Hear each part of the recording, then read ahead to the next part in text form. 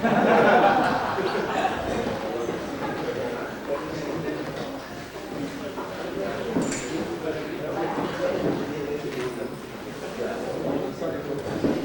si no hay preguntas, yo les digo buenos días.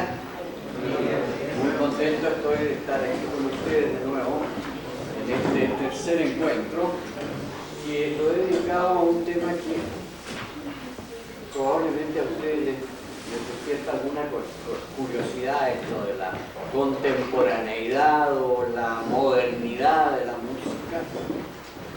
Vamos a tratar de explorarlo un poco. Seguramente ustedes, como cualquier persona, han observado que es una preocupación corriente, no solo del compositor, sino que del público, del auditor, el establecer si una obra es lo suficientemente moderna o no es lo suficientemente moderna. Si es más contemporánea una obra que otra obra. Bueno, lo primero que tendríamos que explorar un poco qué es lo que es el concepto de contemporáneo. Este concepto de contemporáneo aparece siempre asimilado a las ideas de ser moderno, de ser original. En cierto sentido, es sinónimo de lo nuevo en la expresión, de lo fortuito, de lo reciente, de lo inesperado, digamos. Por otra parte, opuesto al concepto de lo conocido, lo conservador, lo vaticinable, lo ya probado, o como los franceses dicen, lo déjà vu, lo ya visto. El auditor corriente muy a menudo, y el crítico también, porque es más crítico, clasificará en una de estas dos categorías la obra, principalmente en razón a lo fácil o difícil que le sea a él personalmente abordarla, o vale decir, entenderla, y como resultado gustarla. Ah, es muy moderna para mí. ¿Cuántas veces lo he escuchado? Es decir, ¿qué quiere decir eso muy moderna? Para mí me quedé totalmente fuera. No entendí nada. Vendría al caso aquí citar, que nos ayude un poco a meternos en el tema, lo que en un libro de Augusto Kotzebue se conservó su propia opinión escrita en el Freitag, del diario del Freitag en Viena, en 1806, sobre la obertura de Fidelio de Beethoven. Y les leo exactamente. Decía en un párrafo: las más punzantes disonancias chocan en sus atroces armonías, y una serie de ideas débiles y enfermizas no hacen más que incrementar ese ensordecedor y desagradable efecto que nos produce. Esto era la obertura de Fidelio. Como ayer les dije, otro crítico alemán dijo, después de haber escuchado la Sinfonía Heroica, que se beneficiaría mucho esta sinfonía, que Beethoven la revisara y hiciera muchos cortes para que pudiese garantizar su situación en la historia del mundo. No sé si están al tanto, algunos de ustedes se ha caído en las manos, un libro que es entretenidísimo de Nicolás Slonimsky, que se llama El léxico de la injuria musical. Un libro muy entretenido, que son simplemente citas de críticos de diferentes épocas sobre diferentes obras que se han conservado hasta hoy día en el esplendor de la historia pasada. ¿Para qué decir los pronósticos que hizo incluso sobre Gershwin? Escuchó el Porgy and Bess de Gershwin, un crítico norteamericano, que vivió hasta los años en que yo estaba estudiando. Y él pronosticó que esta era la obra más vulgar más estúpida que se había escrito en Estados Unidos y que iba a desaparecer inmediatamente después del compromiso de su estreno y de su repetición 3 o 4 veces. No ha sucedido para mal de sus pronósticos. Recordemos que Carmen de Bizet, después del estreno, fue guardada y permaneció ahí depositada en una biblioteca hasta que el director Ansermet decidió tocarla de nuevo. Así que las opiniones en realidad, en este sentido, asaltan al auditor, asaltan al crítico y son descartadas o por el auditor o por el crítico porque no pudo penetrar en el terreno de aquella cosa experimentada ya que él puede adivinar, que él puede anticipar lo que va a suceder. No se entrega, no se abre ante lo nuevo. Por otra parte, al compositor, especialmente al joven compositor, que recién se inicia en la exploración de su propio mundo creativo, este problema también le preocupa en forma muy profunda, me lo podrán decir ustedes los compositores. Y para ser moderno, concluyen de que hay que escudriñar en lo inusitado, hay que escarbar en el pequeño almacén de recursos cuyo empleo le parece nuevo, o evitar cualquier elemento que acarree un antecedente histórico para no ser acusado de conservador. En uno o en otro caso, su preocupación está condicionada a lo puramente exterior, a los recursos empleados: disonancia, consonancia, clúster, acorde perfecto, resoluciones cadenciales, etc. Y no verdaderamente preocupado del mundo interior, donde está el contenido esencial de una obra, donde está la fuerza vital, el impulso que mantiene a la creación artística indefectiblemente abriendo nuevos caminos. Lo que nunca cambia en la historia es la dinámica del cambio. Esa es continua. Y es esta dinámica de la cual derivan las fuerzas fundamentales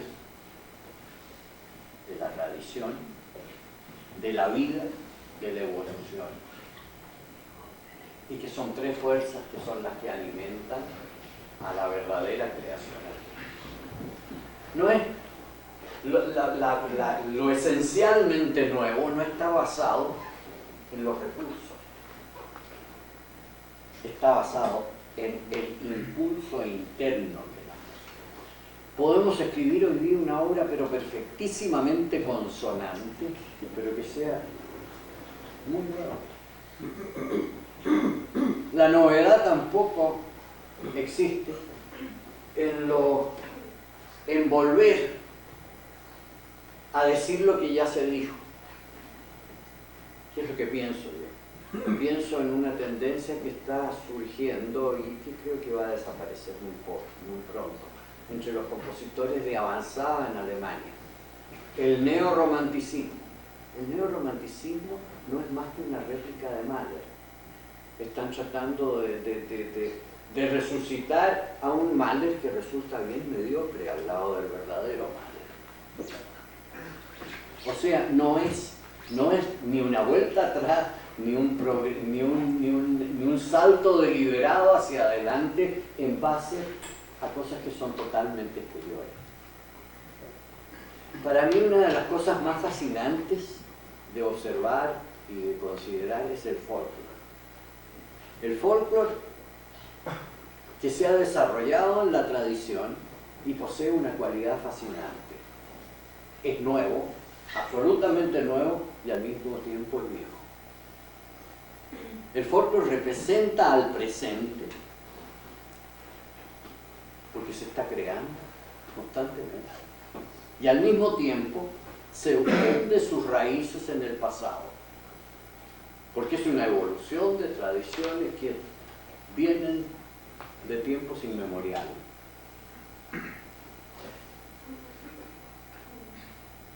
En este aspecto es interesante considerar que el auditor en general siempre ha opuesto alguna resistencia a lo desconocido y al creador que lo invita a escalar nuevos peldaños en el camino de la tradición.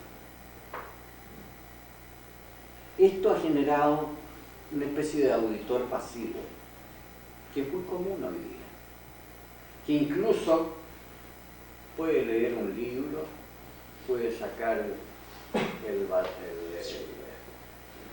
cuentas bancarias, o puede hacer cualquier cosa mientras el CD está tocando una hermosísima sinfonía de Mozart.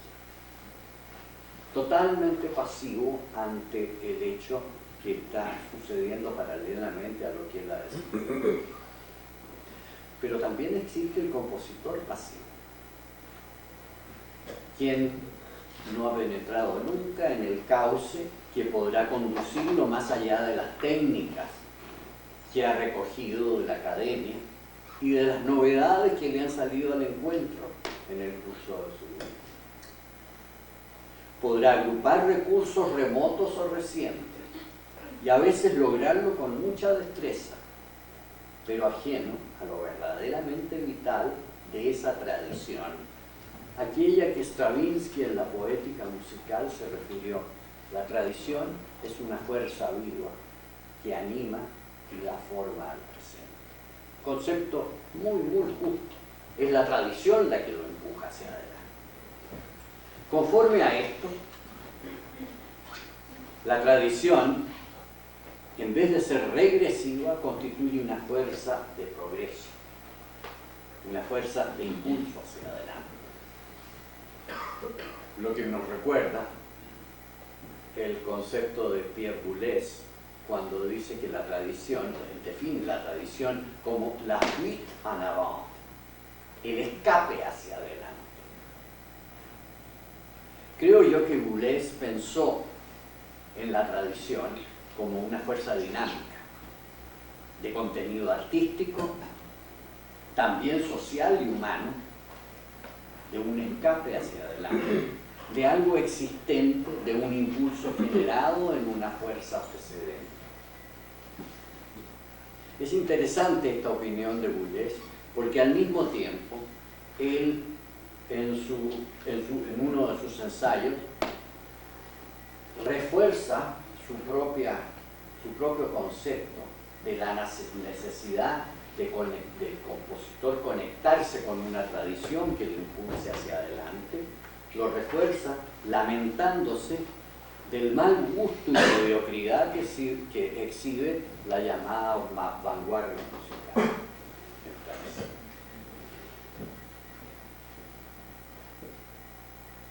Agrega que es importante la necesidad de promover el que se desarrollen elementos de juicio que permitan al crítico y al público diferenciar las contribuciones del músico de talento ante la obra del músico oportunista, del músico que se viste de ser moderno con elementos exteriores en vez de penetrar en la esencia del contenido de una tradición que es la que lo está llevando hacia adelante. Y quisiera citar yo, de nuevo citarme a mí mismo, del ensayo de continuidad y cambio, lo que escribí al respecto. Una de las actitudes más antitradicionales de que haya sido testigo de la historia es la que representa la tendencia a despersonalizar el acto de la composición, que ha imperado bastante frecuentemente en los últimos tiempos y en ciertos sectores. Esto envuelve un deseo inconfeso o declarado por destruir la imagen del artista como maestro soberano de su propio estilo, obediente a su instinto, parte de una sociedad a quien dirige su mensaje y por quien desea ser comprendido. En su reemplazo, establece y glorifica el modelo de un compositor que cree en el control absoluto de todos los elementos de la música, en la ordenación previa al acto de la composición, conforme a parámetros gobernados por métodos o dogmas inalterables. O, por el otro lado, que apoya la idea de un músico que, por el contrario, renuncia al total control de su obra y lo entrega al ejecutante. O sea, los dos extremos. El que se mueve en parámetros precomposicionales, a serialismos totalmente rígidos, o bien al compositor que considera de que los elementos de expresión son la música, la improvisación, el entregar al ejecutante. Muchas veces conozco yo algunas partituras que son dibujos, nada más que dibujos, que el intérprete, sonata para violín, una página, un dibujo en que el violinista tiene que tocar lo que le sugiere el dibujo. Naturalmente, cada vez que lo toca le sugiere una cosa distinta, o sea, la obra está constantemente cambiando. Cabría preguntarse entonces si este cambio, basado en una deliberada ruptura con la tradición, ha alcanzado las metas de originalidad buscadas con ello. A la luz de una apreciable mayoría de las obras surgidas de este, yo diría que no. Los lugares comunes de todas especies, rítmicos, timbrísticos, sonoros, etc., que no solo confunden las obras salidas de una misma pluma, sino que las de autores diferentes, no contribuyen a demostrar una originalidad más allá de lo que pueda desprenderse del empleo de fórmulas novedosas, pero no de aportes individuales trascendentes. Hay que saber diferenciar entre lo que es la novedad y lo que es lo nuevo.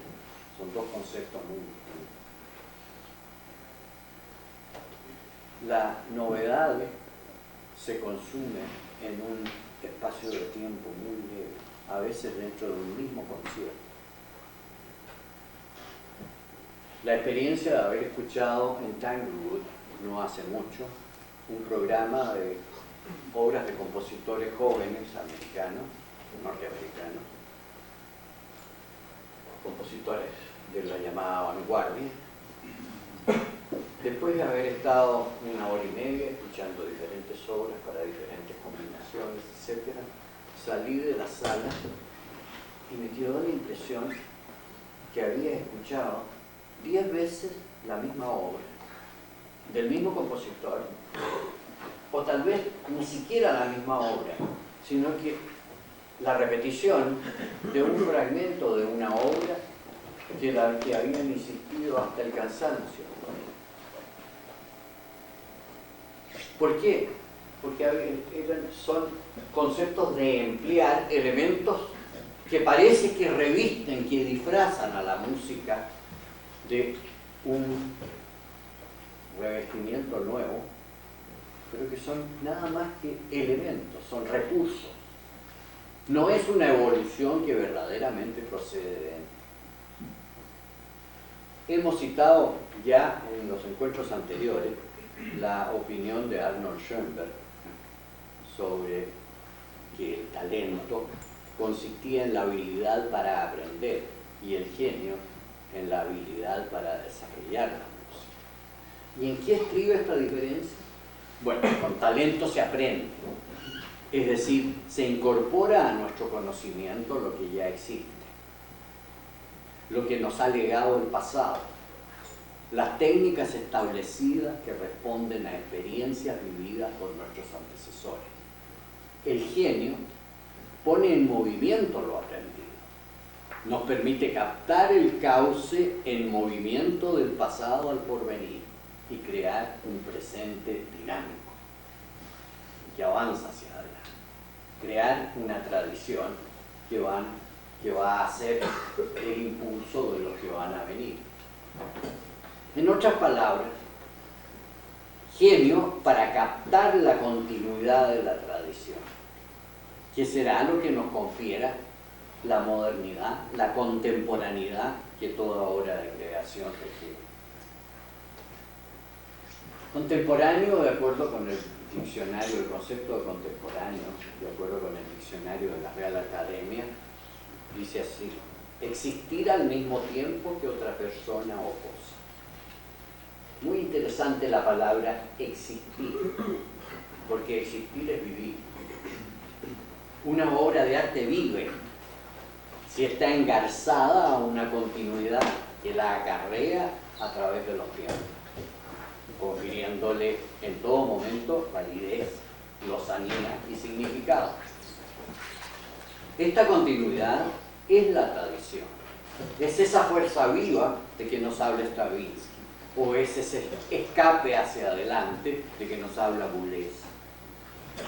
Es de una ruptura deliberada, no es una ruptura deliberada con el pasado, sino que es un reconocimiento de lo que el pasado nos está ayudando a avanzar hacia el futuro. La originalidad, vigencia y frescura, el ayer y hoy en la obra de Juan Sebastián Bach, ciertamente no ha sido disminuida por su adhesión a las formas de un pasado que en su tiempo se remontó hasta la Edad Media. Él las actualizó con lealtad a su intuición, con su entrega a las circunstancias históricas que lo rodearon, de acuerdo con Schoenberg, con su genio. La mayor parte de las formas que usó Bach eran formas que se habían ya usado. La mayor parte de las soluciones armónicas, contrapuntísticas, no se habían usado antes, ¿cierto? Pero él las proyectó hacia un futuro. ¿En qué consistió el genio de Juan Sebastián Bach? La contemporaneidad de Juan Sebastián Bach. Contemporaneidad que existe hasta hoy día. Precisamente en su contacto con la tradición, también al misticismo y indiscutiblemente a su técnica. No estoy desvalorizando el necesario apoyo de la técnica para poder avanzar hacia adelante.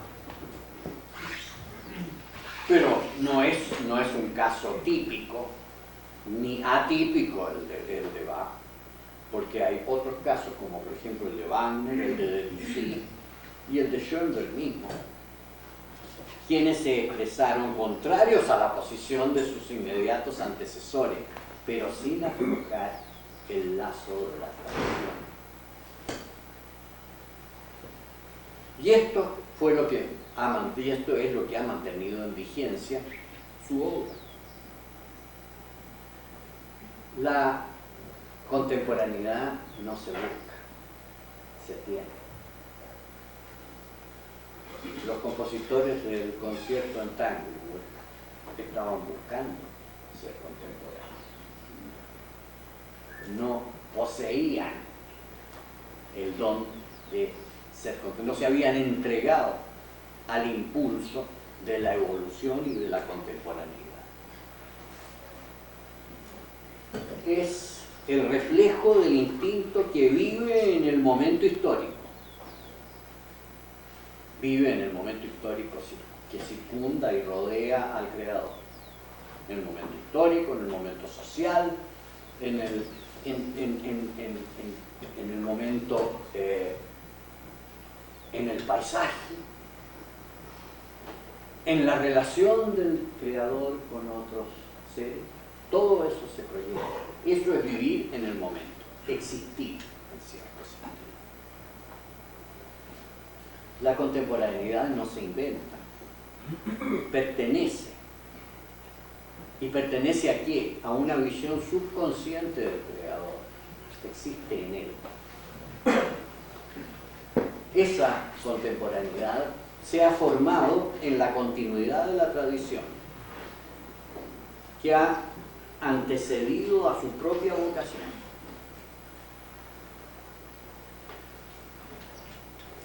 Los invito hoy día, y quiero dedicar más tiempo a la música que a la perorata hablada, los invito a que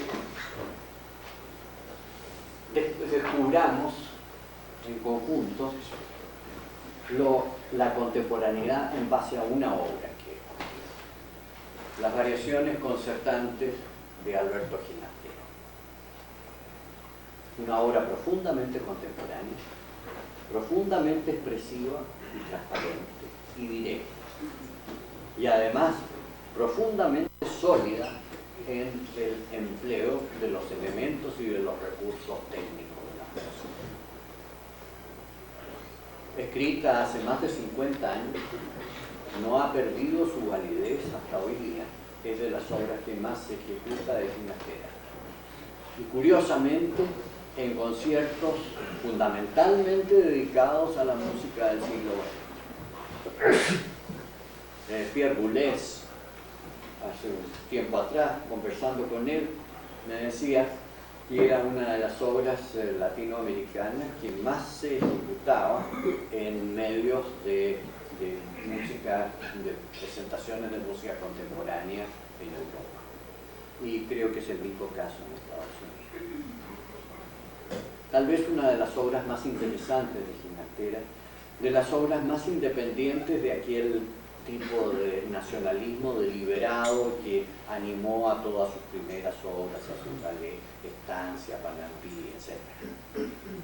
Es la obra que marca el momento que Ginastera empieza a mirar muchísimo más lejos del medio restringido, de la expresión exclusivamente folclórica argentina. Empieza a mirar, a proyectar su argentinidad a un terreno internacional. Yo quisiera que recorriéramos esta obra de comienzo a fin para ver cómo opera, cómo funciona un compositor que está totalmente entregado a expresarse a sí mismo en una secuencia de 12 variaciones basadas en un tema que es lo más simple que uno pueda imaginar, como es el tema de las variaciones concertantes. Y nuevamente vamos a llegar a establecer la importancia que tiene el motivo seminal que origina la obra. Escuchemos el tema simplemente para establecer un primer contacto. ¿En qué consiste el tema en esencia? El motivo fértil del tema. Yo diría que en su absoluta esencia lo describiría en la forma más campechana. Diría, es una nota larga seguida de una nota corta. Pam, pam, pam, pam, pam.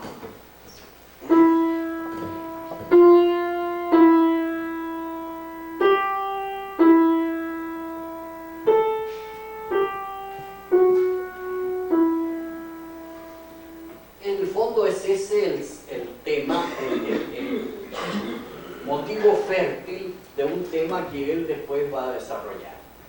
La extensión de ese tema más adelante se desprende todo del motivo fértil, de dos elementos, una nota larga y seguida de una nota corta, como decía, que procede por un intervalo creciente. Y el consecuente del tema es la restitución, la vuelta hacia la nota de origen. Si oímos entero el tema, vamos a ver cómo va a estar presente todo el tiempo de esos dos elementos.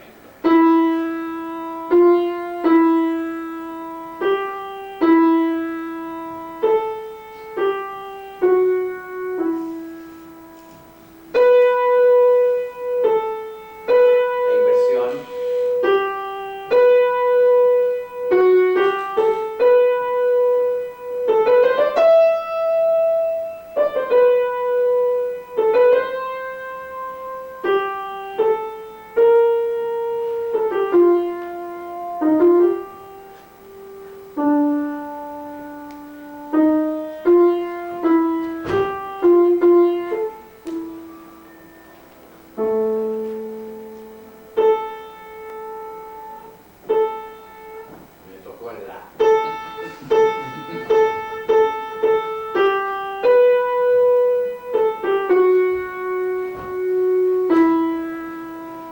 Una coda.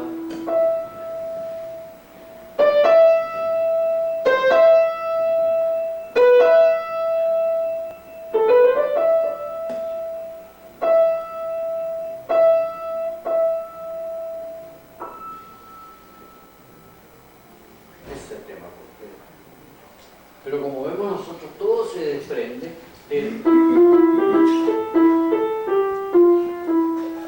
de ahí sale todo, porque es lo que es la continuación de todo. La inversión. Ahora aparecen elementos que parecerían nuevos, como este. Es la inversión. ¿Y qué es esto?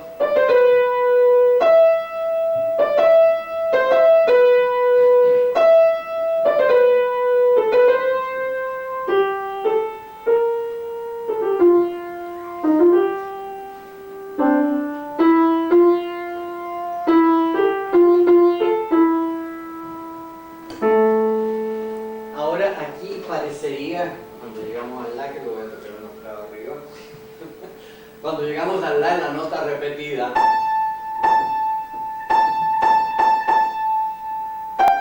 ¿qué es lo que es esa nota?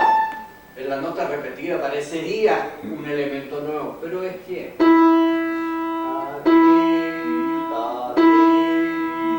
estaba presente ya antes. O sea, se está desarrollando todo esto. Y el final,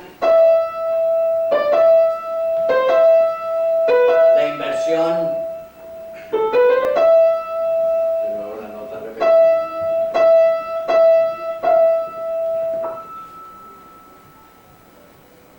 O sea, de ese tema estirado lo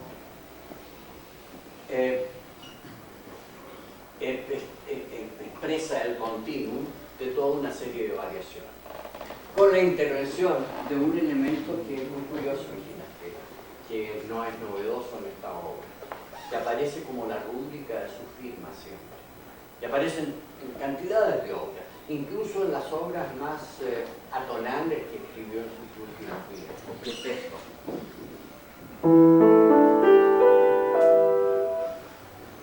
Los guitarristas ya lo habrán reconocido. Yo lo he llamado es el acorde simbólico de Ginastera, porque aparece en todas las obras, en todas las obras.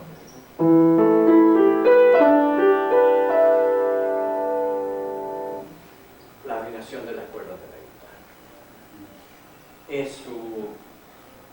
es el lazo que lo une a su argentinidad, que aparece en todas las obras de Ginastera, aparece en esta.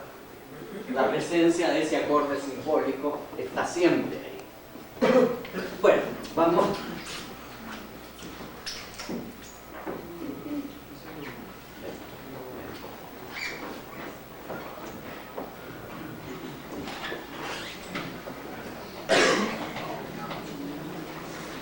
Tenemos la primera de las variaciones. Bueno, un aspecto muy importante. Esta obra fue encargada por la Sociedad Mozartiana de Argentina. Se trataba de que escribiese una obra para orquesta de cámara. Y la señora que era presidenta de la Sociedad Argentina dijo, le preguntó a Ginastera, ¿existe alguna obra como esa obra de Britten, Young Person's Guide to the Orchestra, guía de esas variaciones que son un guía para la orquesta, escritas para música de cámara?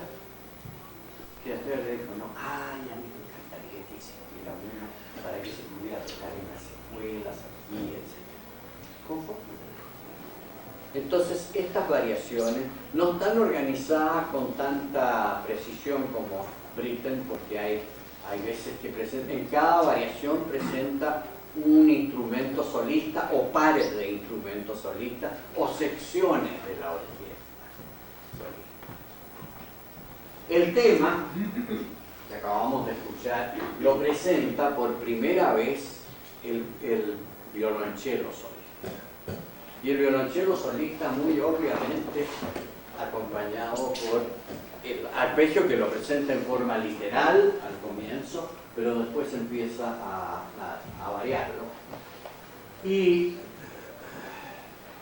enseguida siguen diferentes variaciones en que la segunda variación es un interludio para las cuerdas. Es muy interesante cómo Ginastera organiza ese interludio desde el comienzo mismo.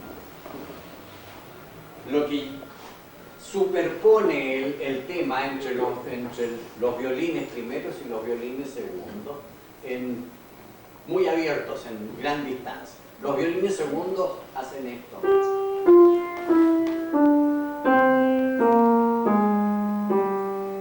¿Qué es lo que es eso? Derivado del elemento escalar de la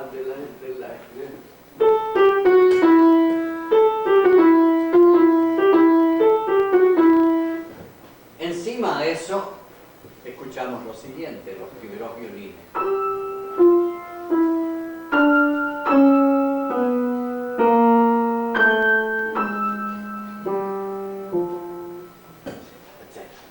Ahora, muy a menudo aparecen elementos como este en las cuerdas. Como también elementos como este.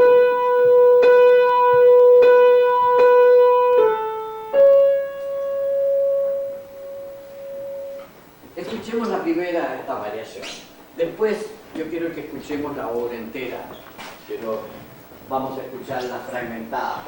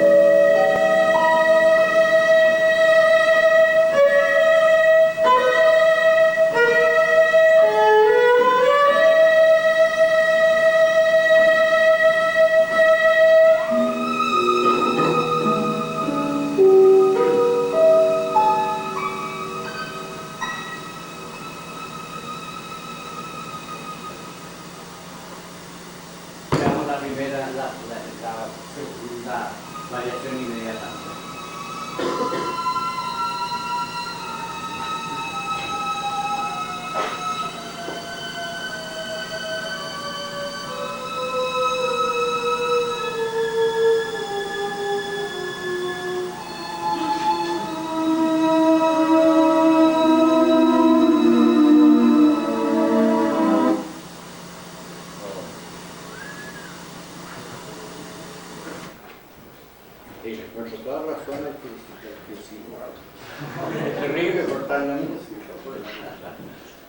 Pero vamos a escuchar entera la obra, con eso lo vamos a nosotros. La tercera variación es para las maderas, variaciones giocosa per flauto. Es casi innecesario que le señale los elementos que aparecen aquí. Bueno, desde luego, el acorde simbólico ha generado esto en las maderas al comienzo. Pa, pa, pa, pa, pa, y después la flauta, pim, pa, pam, pa, pam, pa, pam, pa, pam, y el otro elemento, la tim, tiraram, tirarim, tiraram, desprendidos del tema.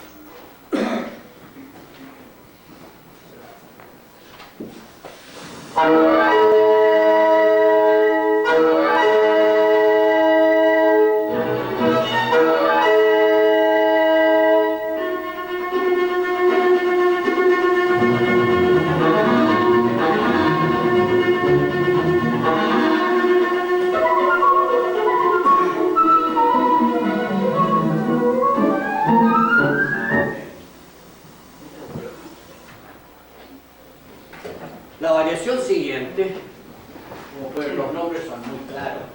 Variazione in modo disperso per clarinetto. Ahí tenemos el elemento tipo prueba, todo el tiempo. Y después,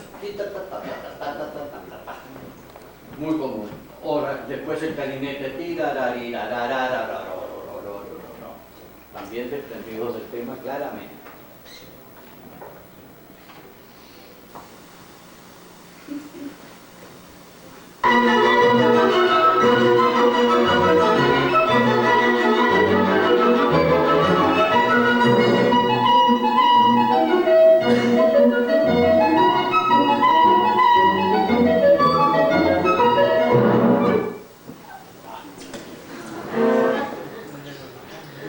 La variación siguiente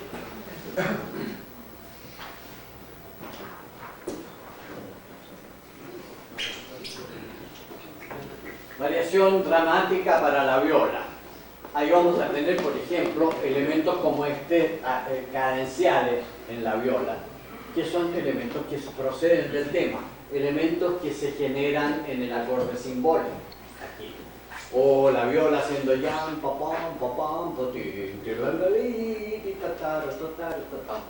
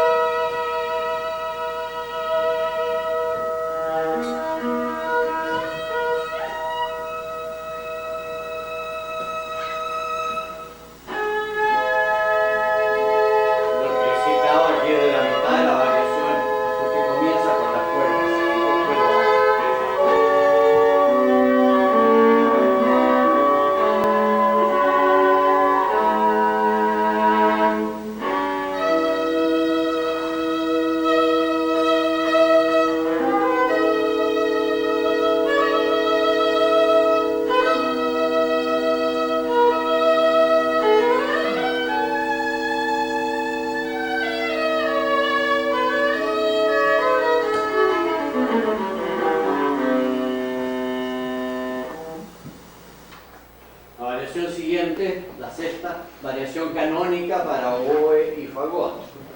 Es interesante la forma en que trata esto, porque es obviamente una variación canónica que comienza con el oboe, tin, ta, tin, pa, pam, y el fagot enseguida, en la segunda voz del canon. Después de la mitad invierte el orden. El fagot toma la conducción y el oboe responde.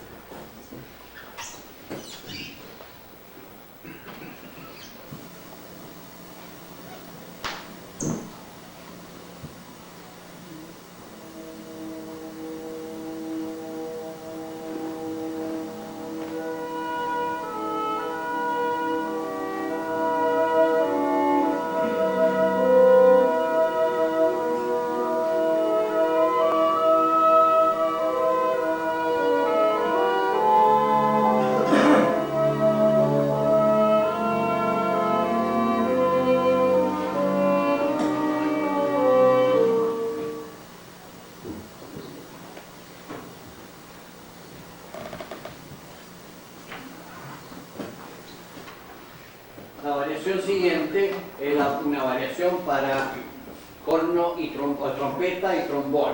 Es muy clara la presencia del tema en eso. Pueden ver.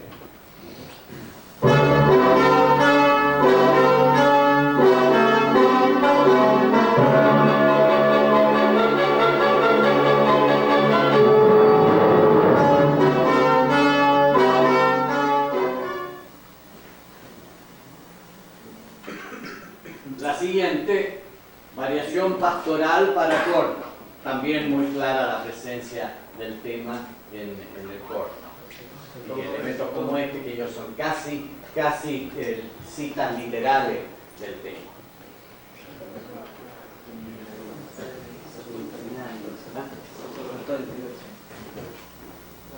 ¿Salté? Para violín, sí. Un movimiento perpetuo. Sí.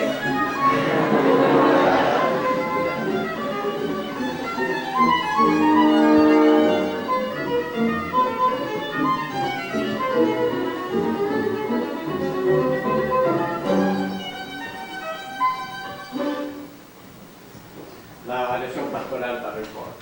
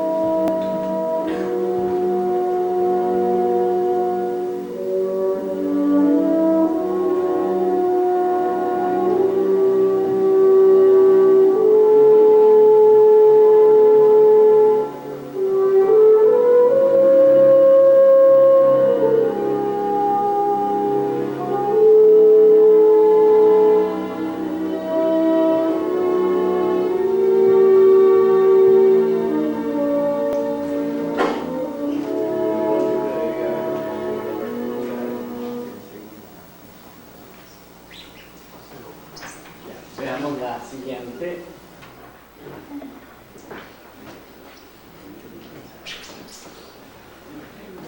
Interludio, lo llama él, para los instrumentos de viento, que comienza con el oboe y el clarinete. El oboe tomando el elemento escalar ascendente y la inversión lo toma el clarinete. Después resucita el elemento de la nota repetida y en el fagot en realidad cita el tema muy parecido.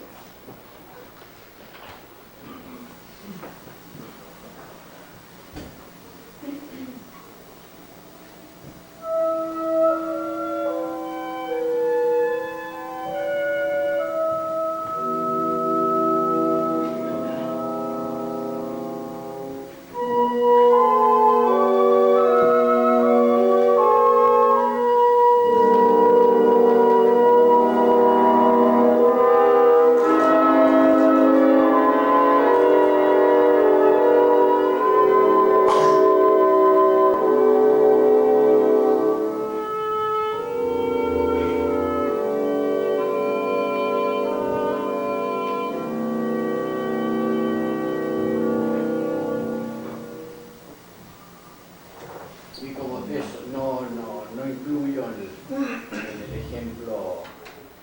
el ejemplo sonoro, digamos, estos elementos que lo van a ver después.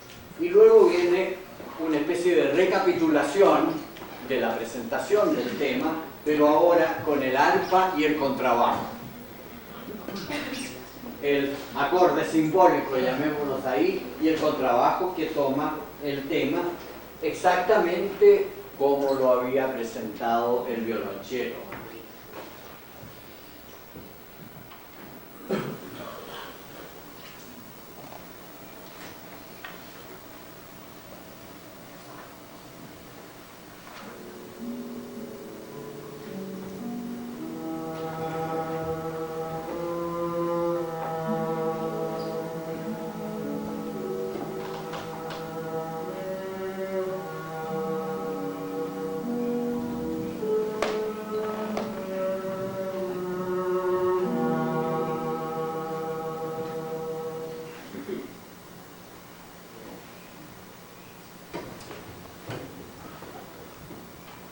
la obra termina con un scherzo, un rondó que es en realidad un rondó de estribillos y coplas alternadas, basadas en cantidades de elementos minúsculos del tema, usados en cierto sentido en una especie de expansión sonora. La austeridad y la estrictez que había reinado antes ahora desaparece. Ginastera en realidad abre los brazos a una expansión total en este rondó final, muy característico de él, con el tipo de ostinatos que existen, que son propios de los malambos que había escrito antes para los ballets de estancia.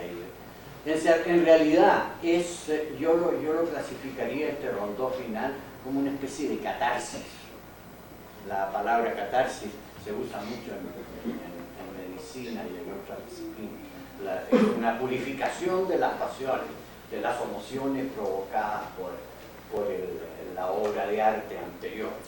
La obra de arte anterior era austera, estricta, muy controlada. Ahora entonces se expande en una cosa muy libre en el rondó. Hay cantidades de elementos, no sé cuántos. El ostinato es una característica.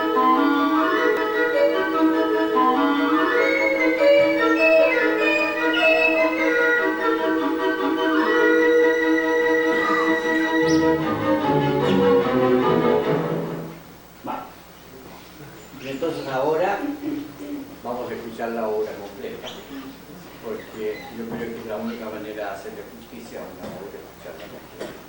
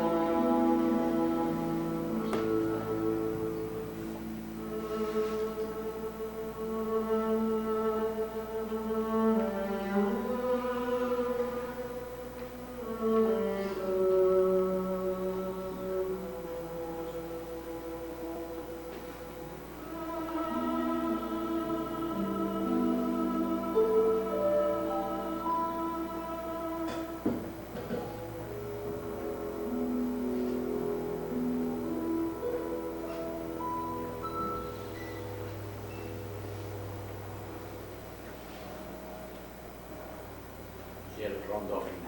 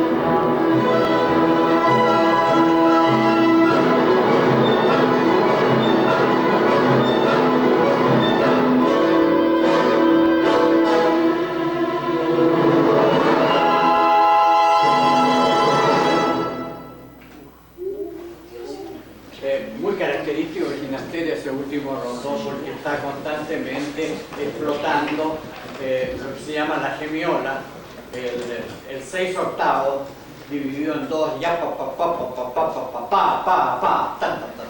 dividido en 3 y 2 todo el tiempo. Y es muy característico de la danza, del malambo de los gauchos argentinos, y eso lo ha usado mucho. Bueno, ustedes me podrán preguntar, bueno, ¿por qué escogió esta obra? Bueno, en primer lugar, porque le encuentro una obra muy hermosa. Le encuentro una obra que es ejemplar en la cohesión del empleo de las semillas, de los elementos cenitales de la música, porque están presentes todo el tiempo en los acompañamientos, en fin, si uno analizara con muchísimo más detalle con la partitura por delante, vería cómo los acompañamientos y los temas principales están constantemente volviendo o alterando, pero siempre el gesto el gesto temático está presente.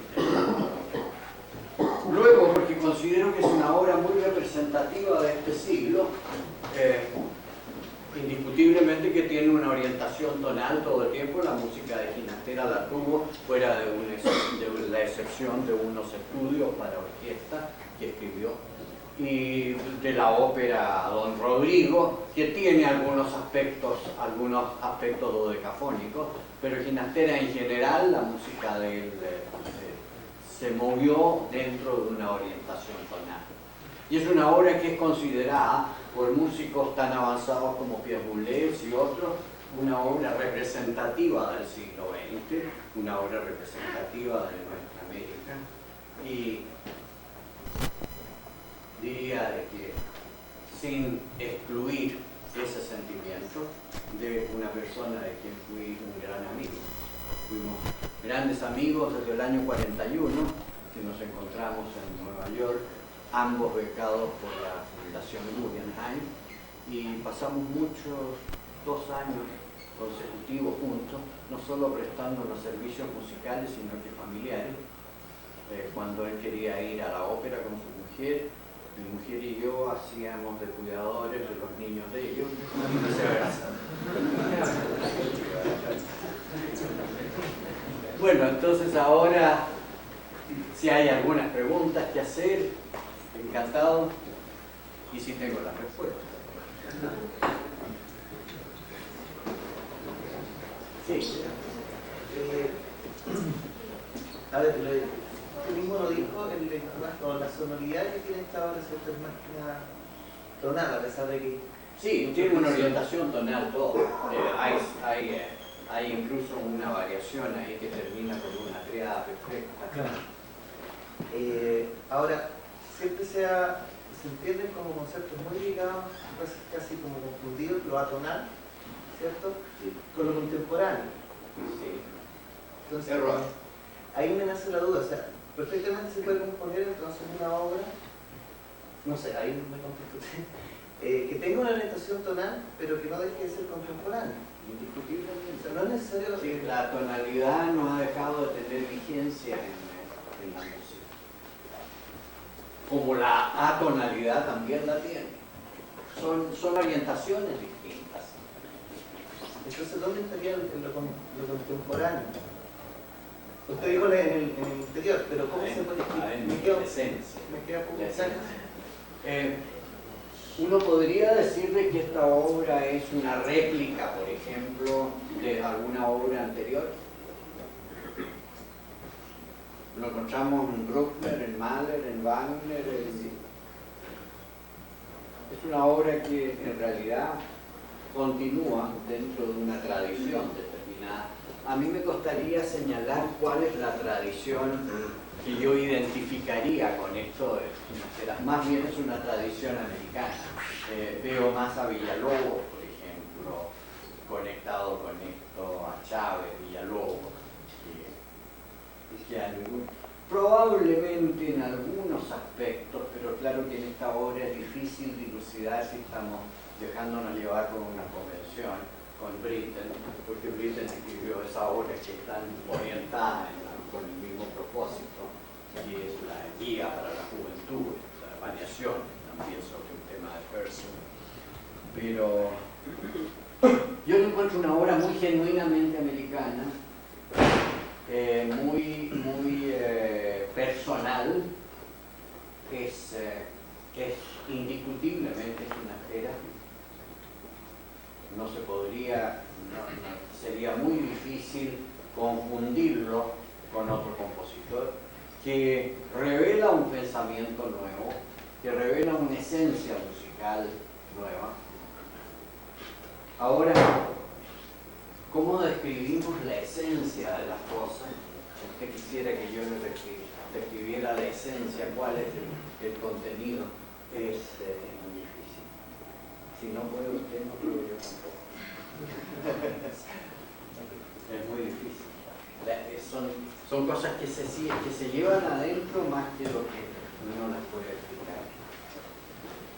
Pero es interesante su pregunta.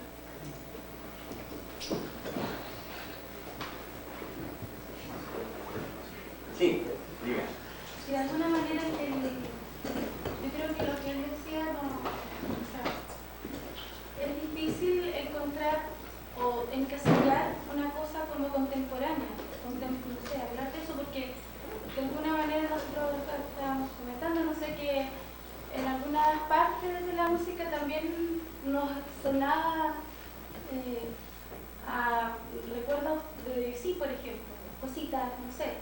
Entonces yo creo que siempre hay influencias de las cosas que uno aprendió. Eso claro, es elementos, claro. es evidente. Entonces yo creo que no puede uno limpiar todo y decir no, esto es auténticamente nuevo, es genuino, esto es contemporáneo y no hay más. O sea, es difícil, o sea, si uno siempre va a encontrar cosas, yo creo, que vienen detrás, elementos. Indiscutiblemente es un cauce de río que arrastra muchas cosas. A Debussy lo arrastra indiscutiblemente, está presente ahí, pero no está presente Schütz en Bach, y no está presente Beethoven, no está presente Mozart y Haydn en Beethoven, y no está presente Beethoven en Schubert. Es el cauce de la tradición que va. Entonces yo a lo que quería decir un poco es que creo que es casi innecesario encasillar las cosas. Creo que a uno lo deja como atado de manos. Indiscutiblemente, sí.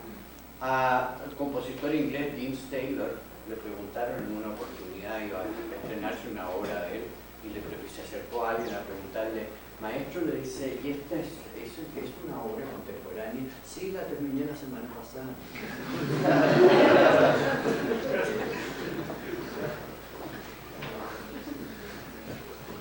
Sí, usted tiene toda la razón. Absoluta. Otra pregunta, otra observación.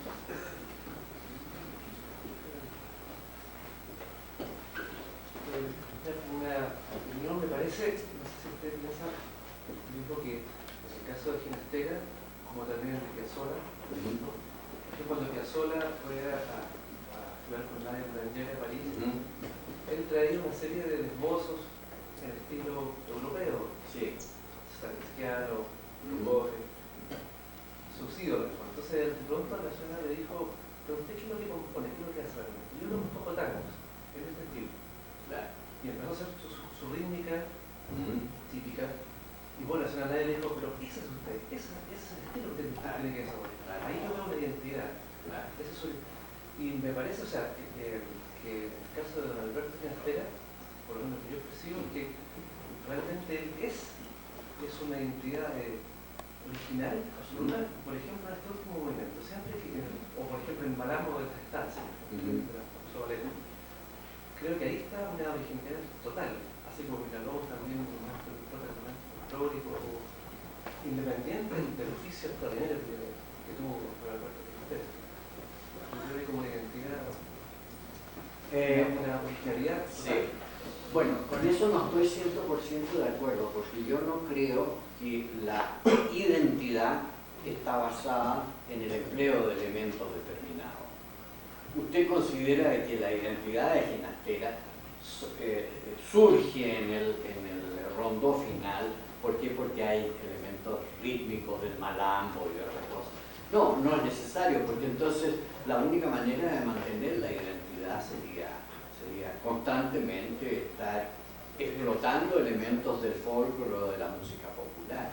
Hay, a mi modo de ver, por ejemplo, hay variaciones que son genuinamente, yo no diría argentina, porque resulta que el ámbito de pensamiento de la identidad se está transformando en una cosa intercontinental, es más continental que regional. Eso lo conversábamos hace un tiempo atrás, cuando estaba trabajando yo una obra que le escribí al conjunto Quilapayún, que desgraciadamente ya no existe. Le había escrito, lo usé la obra, el poema de Neruda, El canto a Bolívar. Y tiene una introducción, esa no sé si la han escuchado, está grabada en grabación, se llama El canto o la revolución y la centella. Bueno, esto es en un ritmo de 5 octavos, la introducción, constantemente en 5 octavos. Y me decía, ya no me acuerdo cuál de los Quilapayún, me decía, qué curioso, me dice, porque ese ritmo, esa dinámica no existe en la música chilena. Ah, bueno, existe, no me preocupa. Pero es muy americano, sí, es muy americano. Bueno, eso es lo que a nosotros nos está creciendo el ámbito de la identidad. Ahora nosotros sentimos que las semiolas, los cambios a pesar de que existen también en la cueca, ¿no es cierto?, el cambio de 3 y 2 dentro de un compás,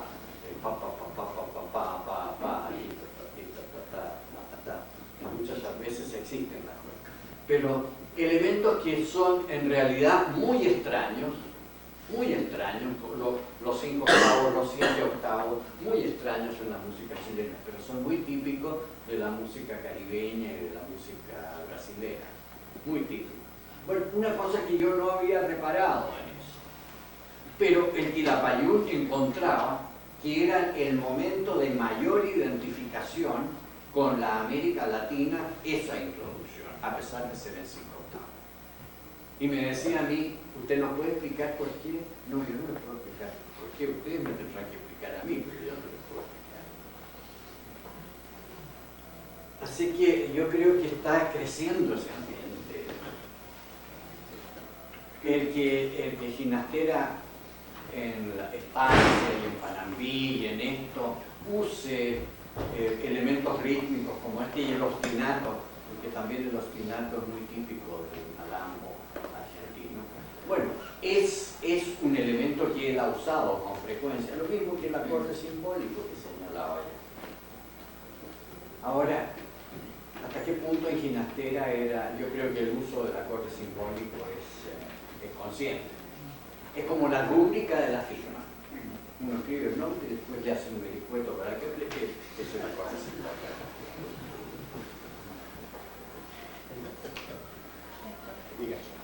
Volviendo a lo de la contemporaneidad, que pasamos a la identidad. Sí. Ahí yo no veo relación, o sea, la contemporaneidad, creo que necesariamente. ¿En esta obra? No, como dentro de la concepción, digamos, de uno y otro. Volviendo a la contemporaneidad, no sé, le quería preguntar, para que me quedara bien claro, si usted lo entiende como un concepto subjetivo. Es en gran parte subjetivo, sí, es en gran parte subjetivo. Porque yo también lo entiendo. Claro, y de ahí crece precisamente lo progresivo de una obra.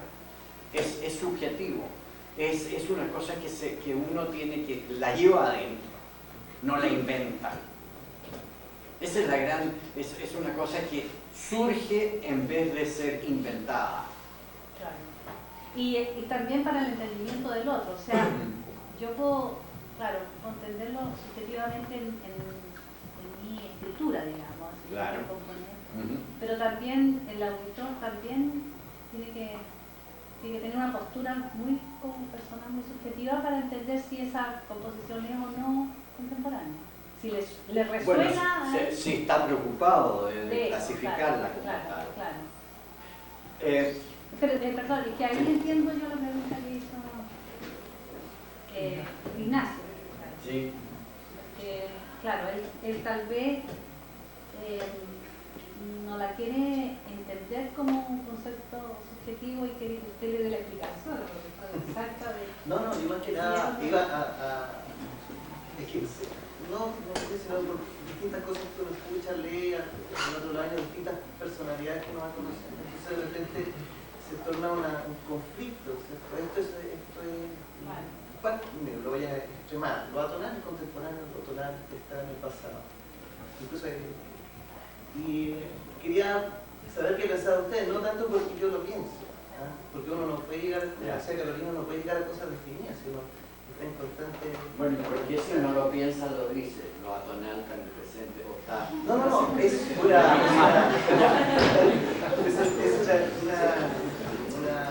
duda que también me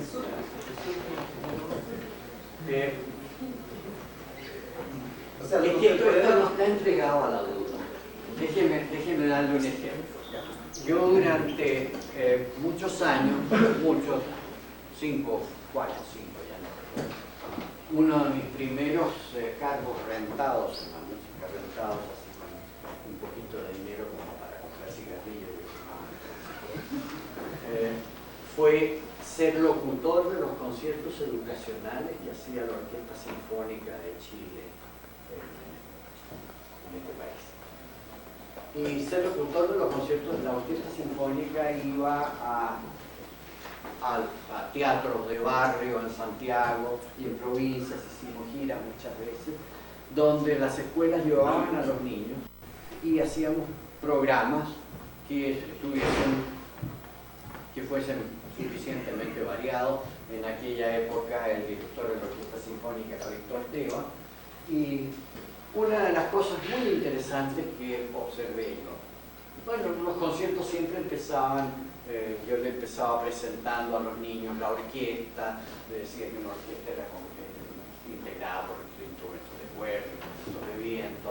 Muchas veces los profesores de la orquesta me ayudaban, la flauta se paraba y tocaba un vericueto en la flauta para que los niños vieran quién no tira la flauta, el oboe, el tímpani, el trombón, etc. Pero después venía el programa, y en el programa decidimos con Víctor Teva nunca ordenarlo en la forma de un menú de restaurante, porque los programas, ¿se han fijado ustedes que siempre Scarlatti, Bach y todo eso son la sopa? Los porotos bien consistentes, eso ya es Brahms, Tchaikovsky, etc. Y el postre de Debussy, Stravinsky. No, decidimos romper ese esquema y entonces establecer las cosas con un sentido un poco más estético que ordenado cronológicamente.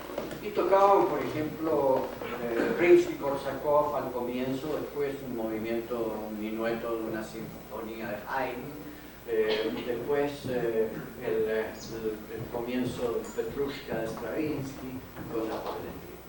Lo más interesante que empecé a observar es que para los niños no existía diferencia entre esto y esto. Ellos lo aceptaban igual, no existía convención alguna que les hiciera rechazar una cosa u otra porque uno era disonante y otro consonante. Para ellos no existía esa clasificación de lo consonante y lo disonante. Era lo que les gustaba o no les gustaba. Y a veces no les gustaba, se aburrían de muerte con un minueto de Haydn. Y les encantaba el comienzo de Petrushka. Era el juez totalmente desprendido de toda comprensión. Y en el fondo, todo eso de la tonalidad, son convenciones que nos han metido adentro. Nosotros nos hemos acostumbrado a clasificar las cosas. Todo lo que sea disonante, todo lo que sea un clúster, ¡ah, qué contemporáneo! Y esto resulta que no es contemporáneo.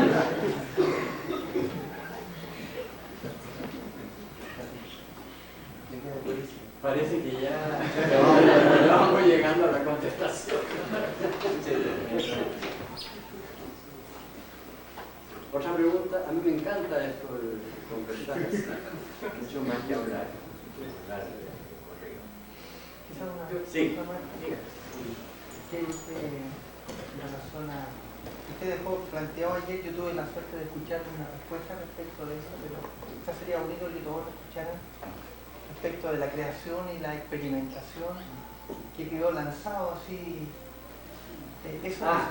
Sí, yo hablé de eso. Y hablé aquí también. Aquí, claro.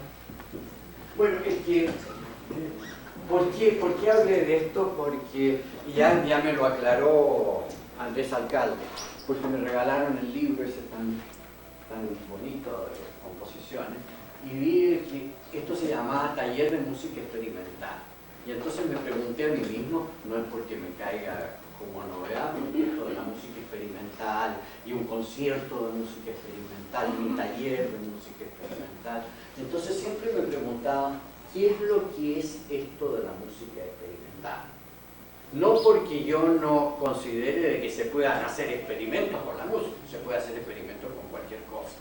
Yo puedo hacer experimentos de dar una conferencia en un pie también. Un experimento. Se puede experimentar. Lo que hay que tener cuidado es no confundir la creación con la experimentación.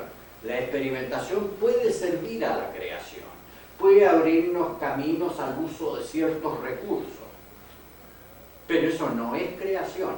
El emplear recursos no es creación. Creación es decir algo, es un pensamiento. Es un pensamiento individual de cada uno. Nosotros estamos expresando algo. En el primer encuentro ya dije, todo esto eran impulsos que nacían de la vocación, enseguida del deseo y de la acción. Probablemente donde uno aprovecha más la experimentación es en el momento de la acción. En el momento en que uno se ha abierto al empleo de ciertos recursos con los cuales puede haber experimentado algo. Pero los recursos no hacen la obra. ¿Le contesto? ¿Alguien? No, yo, pero sí. Un poco para redundar con lo anterior. Sería que lo contemporáneo estaría, me pregunto, en una especie de motor interno que incluso una sensación de escribir algo nuevo, porque ya estaría claro que no estaría en las notas escritas o en los sonidos que se oyen, que podría ser programa y batalla. Yo diría lo siguiente. Podría Beethoven, para tomar cualquier ejemplo, haber escrito lo que escribió él, si viviese hoy día, habría sido totalmente distinto. Estaba rodeado de circunstancias totalmente distintas. Circunstancias históricas, sociales, etc. Totalmente distintas. Y llevo eso hasta el punto siguiente. ¿Por qué un compositor chileno es chileno? Suena chileno, no importa que no use el ritmo de la cueca ni el... Porque está rodeado de circunstancias que son propias de este país. En este país el sol sale detrás de la cordillera y se pone en el mar. En este país uno da 2 pasos y está en la cumbre de los Andes y otros 2 pasos en el sentido siguiente y llegó al Océano Pacífico. Este es un país lleno de una variedad increíble, desde el desierto hasta el polo sur. Es una lombriz que lo abarca todo. Es lo que dijo el escritor Benjamín Subercaseaux, que cuando Dios había creado el mundo le habían sobrado una cantidad de cosas y había dicho a los angelitos, mírenlas allá.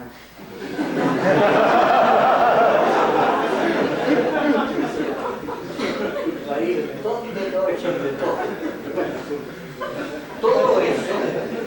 Todo eso se refleja en nosotros. Nosotros tenemos una manera de ser, una manera de hablar, una manera de reaccionar, positiva y negativamente. No digo que todo lo que exista aquí sea positivo. Hay cosas negativas. Todo eso nos influencia, genera una manera de reaccionar. Y cuando nosotros, la creación, que verdaderamente sale de adentro de nosotros, refleja todo eso. Así que si Beethoven hubiese nacido en Chillán, y estuviese escribiendo música con el genio que lo caracterizaba sin perder el genio, nada, habría escrito música muy distinta. Este gato, ¿no?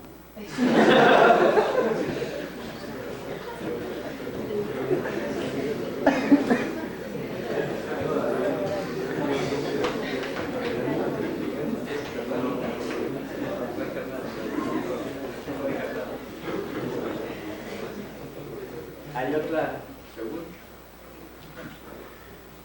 Bueno, mañana vamos a hablar de la unión de la palabra y la música. probablemente en lo que se refiere a ejemplos musicales, probablemente va a ser el encuentro más escandaloso, porque voy a usar ejemplos de un rango muy grande de histórico. Vamos a llegar hasta desde el minimalismo para atrás, porque el concepto del uso de la palabra, y la palabra ha sido siempre muy necesaria a la música, incluso cuando no se usa la palabra tácita. ¿Han pensado alguna vez ustedes que la música no se puede describir, que no hay una semántica que nos sirva para describir? Mire, ¿cómo es su obra? Le preguntan al compositor. Tengo que recurrir a una cantidad de símbolos. Mire, es alegre, pero el concepto de alegre no es un concepto musical. Es un poco pesada esa obra, no es un concepto físico. ¿Cuánto pesa? Se habla de música liviana. ¿Por qué liviana? ¿La han pesado? ¿Cuánto pesa la música liviana? Entonces siempre la música ha tenido que recurrir a una semántica, a términos prestados. Incluso la música que no es música vocal, que tiene palabras. ¿Cómo indica en una sonata el compositor el carácter? Dice que es alegre, triste, andante, etc. Tiene que recurrir a otros símiles para explicar eso. Así que la presencia de la palabra en la música es muy importante. No es solo música vocal es la música sirviéndose del contenido de otros conceptos para poder explicarse. Porque no hay un arte más abstracto que la música.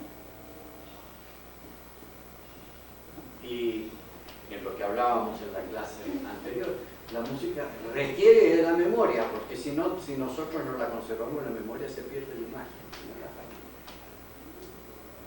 ¿Imaginan ustedes cómo se oye la música? Bueno, comienza con un sonido, claro. Pero se acabó eso.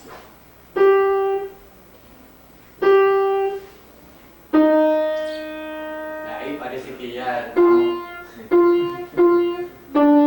Pero tenemos que recordar todo, desde el comienzo hasta el fin. Y cortito el espacio que les pongo de ejemplo, porque no les voy a tocar el movimiento completo. O sea, el proceso de apreciación de la música es un proceso que va de lo singular a lo general. Lo singular, un solo sonido, un silencio, un sonido, un silencio. O sea, vamos nosotros construyendo el lenguaje. Que es distinto, por ejemplo, a la apreciación de las artes plásticas. Imaginemos, por ejemplo, que nosotros no hemos visto nunca la Catedral de Colonia. Nos llevan a Venecia. Nos llevan en un automóvil y damos vuelta a una esquina y ahí está la Catedral de Colonia. ¿Qué es lo que vemos? Vemos la Catedral de Colonia entera. O sea, partimos de lo general y poco a poco vamos viendo más detalles y más detalles, la proporción de los pórticos, la torre, y finalmente empezamos a ver las esculturas que hay afuera, etc. O sea, fuimos de lo general a lo particular. En la apreciación de la música, vamos de lo particular a lo general para tener importante. Y estamos lidiando con una cosa que no tiene lenguaje para explicarla. Entonces estamos pidiendo prestado. Para poder hablar de música tenemos nosotros que usar otra semántica. No existe una semántica musical. Bueno, todo esto son conceptos que van a ir apareciendo. Les agradezco mucho.